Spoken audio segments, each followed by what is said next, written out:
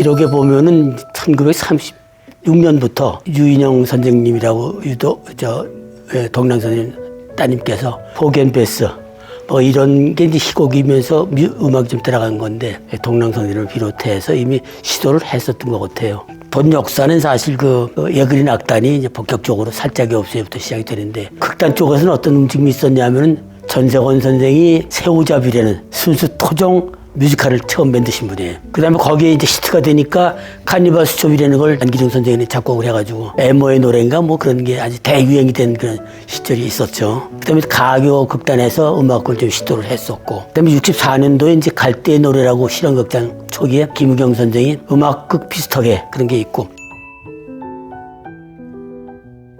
76년도에 제가 창단을 했거든요. 현대극장을. 창단 목표로 처음에 전문화, 그 다음에 직업화, 과학화 이렇게 세 가지 목표를 삼았어요. 왜냐? 그 당시만 해도 이제 각 대학에 연극 영화과가 생기기 시작해서 이제 정착을 할 때란 말이죠. 또 연극 지망생들이 글 몰리고 또 극단마다 찾아들어가고 그러던 시절에 프로듀서 시스템으로 가니까 전문가를 지향하는 어떤 전문화를 해야 되겠다. 지금도 연극만 가지고 밥을 못 먹습니다. 직업화를 하려면은 끊임없이 배우들이, 스태프들이 움직여서 창출을 해야 되잖아요. 생산을 해야 그게 팔리고 소비자들이 소비를 할 텐데.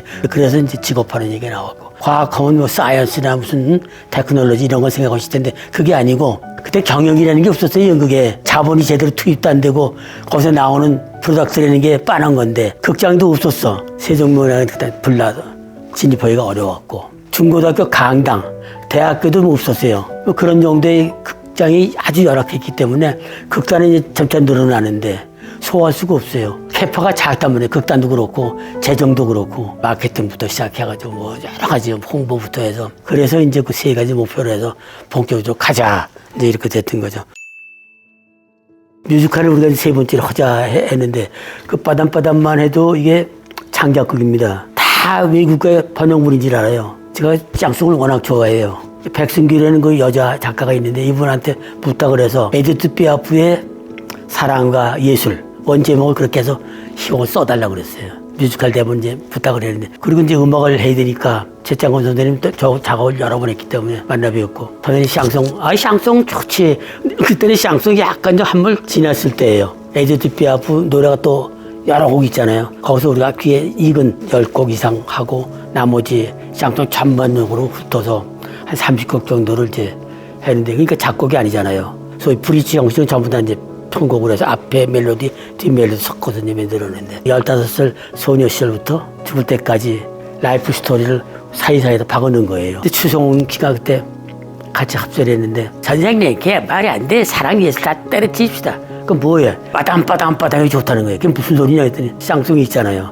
심장 뛰는 소리에 불어로 좋소 그걸 합시다. 그래서 이제 됐어요. 아주 만나기도 어렵고 그랬었어요. 매니저를 통해서 만나기도 어쨌든 공략을 해서 목시에 합세를 했어요. 에디트 피아프를 했고 곽기석 선생을 이제 모리스 슈바리를 시키고 이순재 씨를 짱곡도를 시키고 5일간 초연 공연을 했거든요. 8회 공연했는데 14,500명이 왔어요. 첫번 공연에. 그때 제작비가 850만 원인가. 근데 흑자가 얼마가 아니라 300만 원이 났어요. 엄청 대박이지. 유관홀에서 시작을 했어요. 그 다음에 이제 전국 투어를 나갔는데 상업극으로서의 말하자면 이제 가능성을 열은 작품이죠. 연극이고 뮤지컬은 아니잖아요. 본격 뮤직 드라마. 내가 이름을 붙였어요. 거기서 좀 자신이 생기면 본격적으로 뮤지컬을 만들자. 그런 의도였어요. 근데 결국은 흥행은 대성공을 했는데 60년 연극사를 말아먹었다. 저질이다. 얄팍한 상업편의 선두주자가 되지 않았나. 그것 때문에 이제 논전이 7차에 거쳐서 일간 스포츠까지 동원이 돼가지고 신문지상에 잡지에 논전을 펼쳤어요. 그래가지고 평평하게 7번까지 가다가 서로 그냥 휴전합시다 해서 이제 서로 70년대 그때만 해도 예술성이 선이야. 상업성은 악이고 그 이분법적인 사고가 팽배해 있을 때거든요. 예술성이 깊어지고 짙어지면 나는 대중성도 넓어진다. 이게 이제 결론입니다. 빠담빠담 논쟁에. 브로드웨이 뮤지컬에 그대로 갖다 쓴 적이 없어요. 뭐가 아무것도 없잖아요. 대본도 없고. 악보를 구하려고 영국, 미국 알아봐도 현재 브로드웨이에서 하기 때문에 악보를 내놓을 수가 없는 거예요. 우리는 오케스트라 악보가 필요하잖아요. 그리고 거기 합창, 독창 다 있는 미국서 그 프로그램 하나 또 유목시 통해서 얻어가지고 왔고 군육장 초연을 했는데 어마어마하게 흥행이 돼가지고 그래서 이 슈퍼스타가 아주 효자 상품이 됐다는 거. 그다음에 레미제라블이나 올리버나 에비타, 사운드 오브 뮤직 요거는 우리 각색 윤색 관계없이 그냥 번역해서 우리가 썼다는 거. 슈퍼스타 가사 쓴 팀 라이스 씨가 오셨거든요. 그때 이제 만나가지고서 날 보고 너 해적이야. 나 맞다 해적이다. 근데 우린 그때 저작권 옆에 든 적이 없어. 당사자를 만났으니까 그때 미안했고 거저 쓴 거에 대해서 이제 무슨 정식으로 저작권료를 내고 쓴다. 그래서 계약을 한 거예요 그때.